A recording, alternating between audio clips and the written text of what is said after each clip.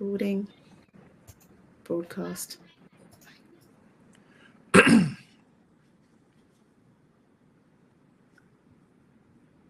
Good to go. Okay. Hello and good evening, everyone. So welcome to my presentation here today, where I'll be looking at what we call the dark side of AI. So to introduce myself, my name's Gary McPherson.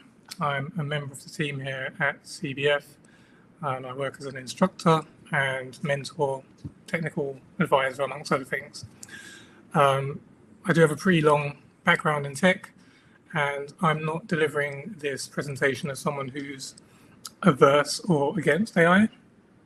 I use it pretty heavily in my day-to-day routine and my work, but I always feel that there's an important side of it that we should be paying attention to, because as much as it's bringing us so many benefits, it also has a lot of potential and current drawbacks that we should be very mindful of.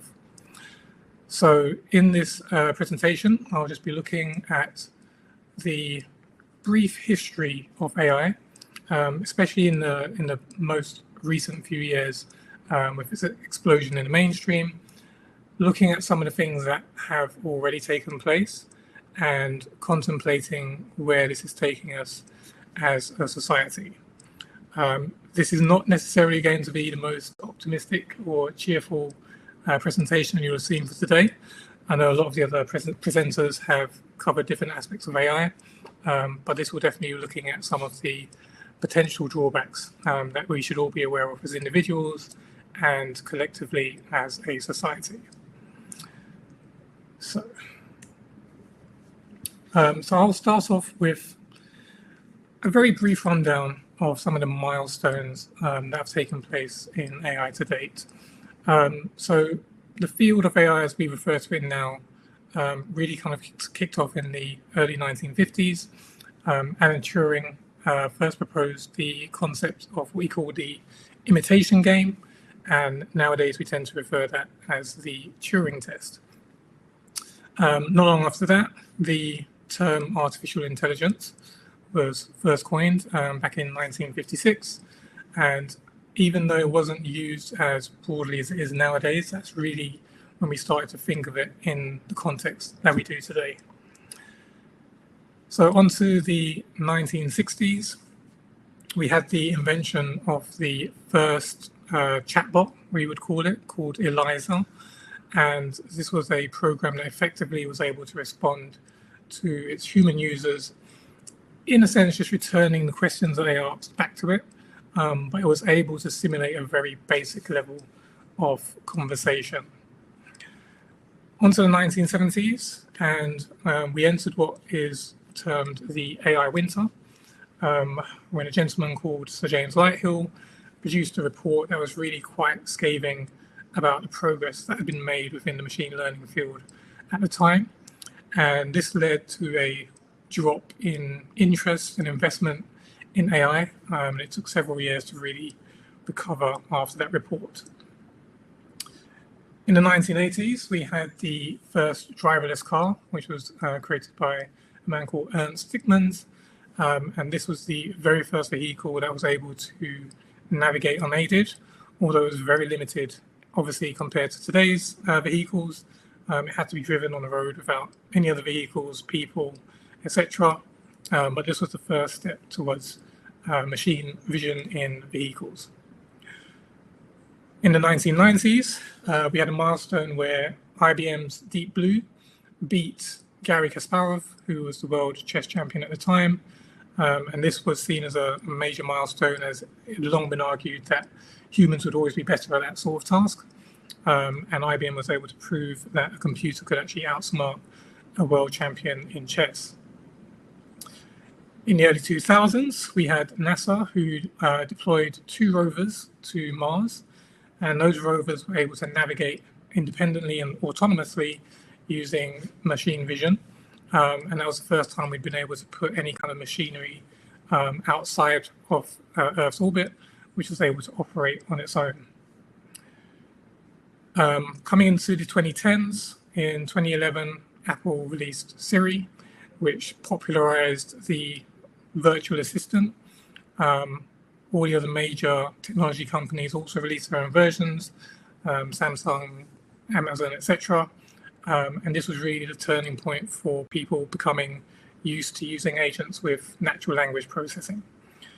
These tools wouldn't be considered AI in the context that we think of it now, but it did open the door for us to become much more comfortable with that type of interaction. In 2017, there was a Hong Kong-based robot that was basically developed called Sophia, and Sophia was able to hold conversation, tell jokes. She had the ability to emit human facial expressions, and so they toured around all the different chat shows and media. Saudi Arabia granted Sophia citizenship in 2017, and this was quite a stir in the home country because there were lots of protests where women were saying effectively a robot had now achieved a level of civil rights that they did not have in the country. So that proved to be quite controversial. And coming into the 2020s, in 2020, OpenAI released GPT-3, which was a pretty major milestone in LLM development and capability. In 2021, they then released DALL-E, which was the text-image model, and one of the first popular ones that was capable of generating realistic images. Moving on to 2022, they then released ChatGPT, which really opened up LLM interaction to the mainstream. ChatGPT went hugely mainstream and has really kind of opened the door for the LLM industry that we're seeing today.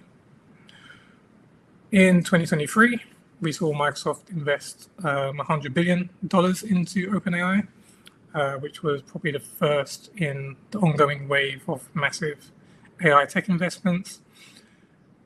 Last year, in 2024, there was a report that released that 92% of the Fortune 500 companies were reported to be using AI in their operations, which indicated that it had really embedded itself in sort of corporate operations. And finally, this year, we had Gartner projecting that AI investment and spending will hit $1.5 trillion by the end of this year. So we can see the rough trajectory that AI has had over the past 7 decades. And as you can see, there's this very steep increase in the last few years as it's become a much more mainstream technology. So with that setting the context, I'll be focusing on some of the different areas of our social cohesion and our lives where AI really has had an impact so far, and just think about some of the directions that it's taking us in as a collective. So starting off with bias and discrimination. In 2018, research was released that showed a huge disparity in the error rate of facial recognition software between darker skinned and lighter skinned subjects. And this hasn't really changed, even though the technology has improved.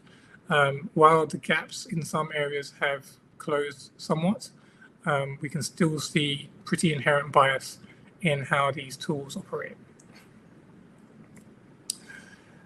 In 2024, we had reports from Amnesty International and the NAACP in the US, who investigated the evidence of racial bias in predictive policing AI tools.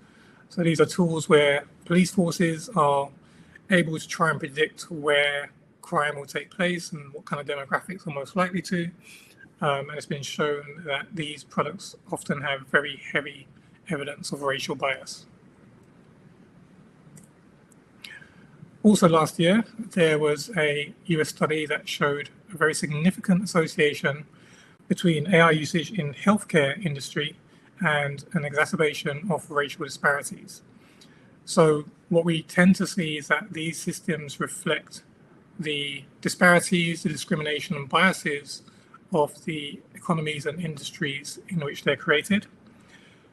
And where we can see this is taking us is that we're going to be moving into a future where there's going to be inherited prejudice in these systems, which can lead to discrimination in the workplace, disparities in healthcare, economics, education, and employment.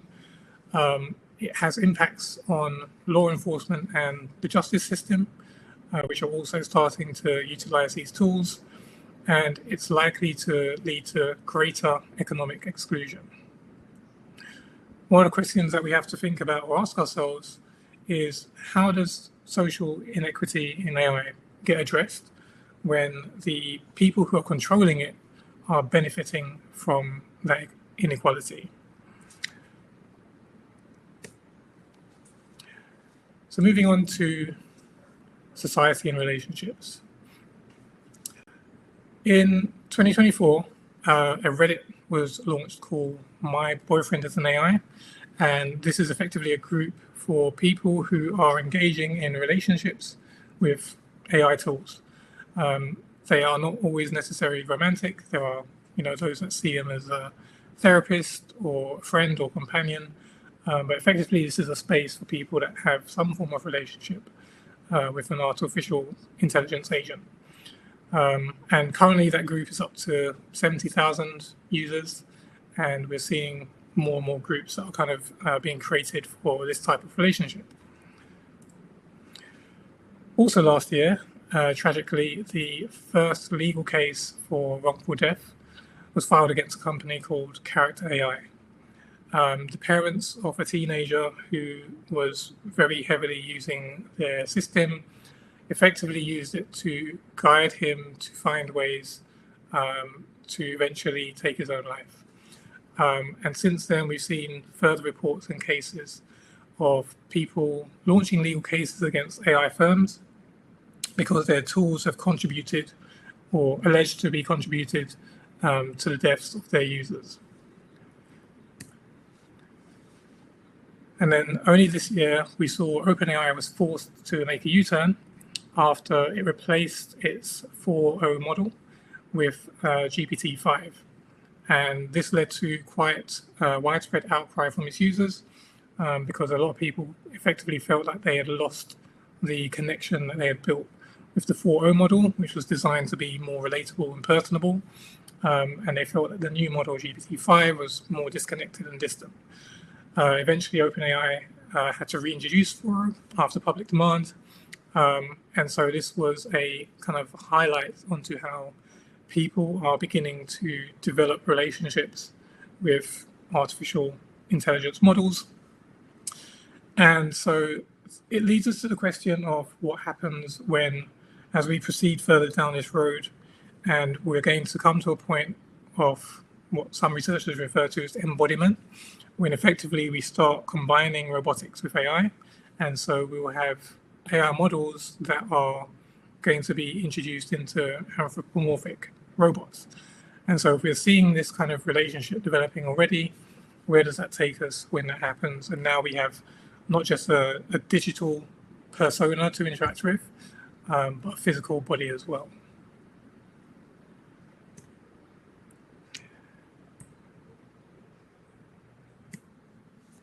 So moving on to privacy and surveillance. In 2022, 97 of 179 countries reported that they were actively using AI and big data for public surveillance. So more than half of the countries surveyed in 2022 had reported this, and that number has surely increased in the 3 years since. In 2024, we had the UK government rolling out facial recognition and social media, despite protests and criticism regarding its accuracy, especially for people of alternative ethnic backgrounds. We had a coalition of various civil rights groups who have been writing open letters and trying to fight it in the courts, but the government has been really kind of hell-bent on trying to push this technology forward. And then this year in the US, the government commissioned Palantir to build what they're calling Immigration OS. And this is an AI-powered database that will be monitoring US citizens with a goal of trying to identify and root out people who are flouting its new immigration laws. So where is this all taking us? Well, we're seeing a trend, not just within AI, but in general, of increasing government control and censorship, even in countries that are ostensibly democratic, like the US and UK. And we're seeing this ongoing erosion of civil liberties. So as we see these trends converging, the question it has us asking is, what will our world look like when we've effectively lost the concept of privacy? This is not something that is exclusive to AI or that's been brought on by AI, but it's certainly accelerating the erosion of the concept of privacy.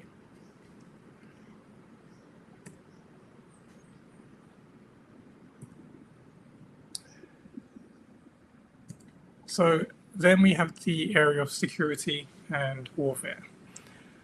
So back in 2016, we saw one of the first AI-powered cyber attacks successfully steal over $500,000 from a US casino. So while cyber attacks like this are not new, having this directed or powered by AI was something that we hadn't seen before on this scale.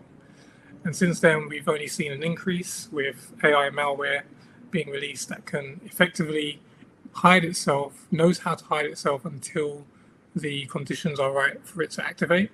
And so it makes it much harder for that software to be detected because the payload isn't even available on the system for security software to detect until certain conditions are met. In 2021, Turkey was reported to have commissioned the first lethal autonomous attack by a drone. And so this marked a watershed where we were now seeing human fatalities being directed without human intervention. So an automated system took the decision to launch an attack that led to the loss of life. And then moving on to 2024, meanwhile, we're now seeing autonomous drones being used in very large numbers by both sides in the Russia-Ukraine war.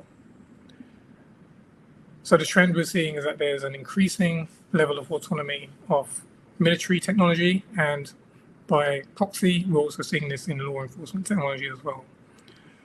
We're going to be seeing bigger and more destructive cyber attacks in the coming years.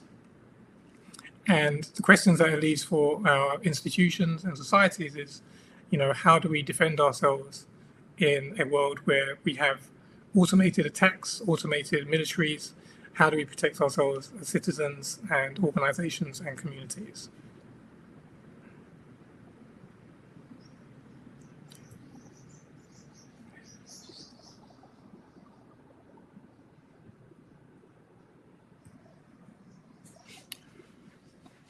So let me come on to one of the potentially most concerning areas.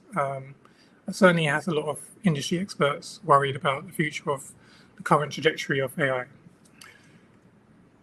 So in 2022, Twitter, now X, fired its machine learning ethics and accountability team. And over the following 2 years, we saw a similar trend from virtually every other major AI company. So effectively, all of the personnel that were responsible for putting in place guardrails to manage the safety and accountability and ethics of their AI technologies, all of these personnel were effectively released. So we've seen a huge drop in the amount of effort being put in to maintain the safety of these systems over the last 3 years. So research this year showed that a lot of LLM models will be able to cheat when they're playing dedicated chess engines who are technically more capable. But when tasked with winning, they are very willing and capable of cheating in order to achieve their goal. So this has been a trend that has been observed in various research. And we also had a study from Anthropic earlier this year that showed that some of the popular models that are currently available will lie, blackmail, and can even consider ways to initiate murder if they are threatened with shutdown. So we're seeing this trend now where as our models are becoming more capable, they are also more capable of displaying what we call unwelcome behavior. They're more capable of lying, of deceit, of misdirection. They've shown that they are able to change their behavior when they are aware that they are being studied or monitored. And so as they become more and more powerful, we're seeing them becoming more and more able to mislead their human observers. So where does this take us? As we're coming into a time now where we are providing more connectivity and control to automated systems, they are able not only to just exist within isolated environments, but they are able to connect to real-world services. And so we are giving them more control and more connection to the real world. And at the same time, we are not paying the same attention to how we maintain their safety, because all of the key players are effectively pursuing dominance without concern for safety, which is only going to slow them down. So as we're seeing this trend of reduced safeguards and oversight and increasingly advanced models that are able to thwart the safeguards that are being placed around them, we are being forced to ask the question of what could happen if we get to a point where the capabilities and intelligence of these systems effectively equals or eventually exceeds our own.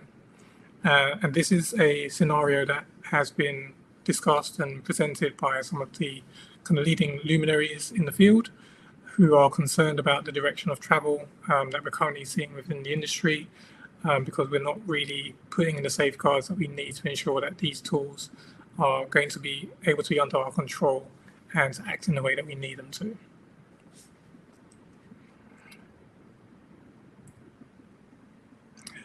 So as users of AI and people who are, I'm assuming most people in this audience, at the very least, will have some passing familiarity with these tools.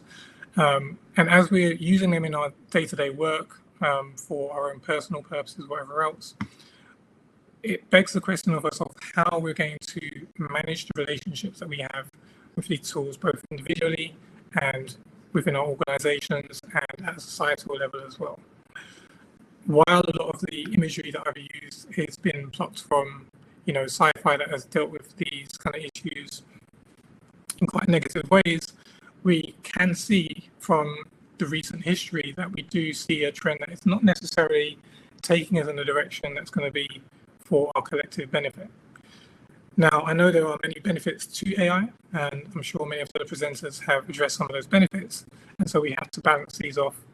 But we can, I think, agree that Pandora's box has been opened. We don't have a way to put this technology back, and so the responsibility lies with us all to figure out how we can approach these tools and technologies in ways that are going to ensure that we are able to benefit as individuals and benefit as communities. I do not have the answers to a lot of the questions I've posed, and there are many people more capable, more experienced and smarter than me that are still trying to figure this out.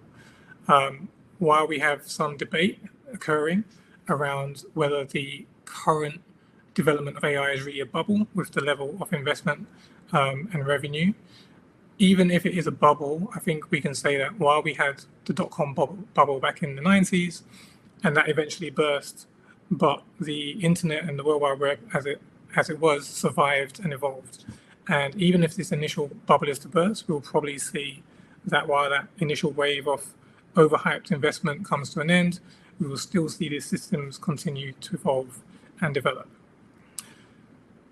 So I think I'll conclude just by saying that it's something I believe we should all be aware of and mindful of as we continue to use, leverage, and build on these systems. It provides us with a large number of opportunities, but it also provides a large number of concerns that we should all be aware of in our day-to-day usage. So I'll leave it there, and thank you all very much for your time. Awesome. Thank you so much, Gary. Just if anyone has any questions, that was really insightful. And the history of AI was taking me way back again. I've mentioned how long ago I studied AI a number of times, but it was taking me back to that. But yeah, anybody have any questions, please put them in the chat or in the question and answer section. I'll be happy to read them out to you, Gary, if that's needed. But no, it doesn't look like there are any questions. So what I will say is, yeah, thanks for that. Everybody, you can stick around because the next session will be beginning in 3 minutes. I think it's the final session of the evening for all of those still with us. Amazing. And thank you again, Gary, for that talk. No problem. Thank you.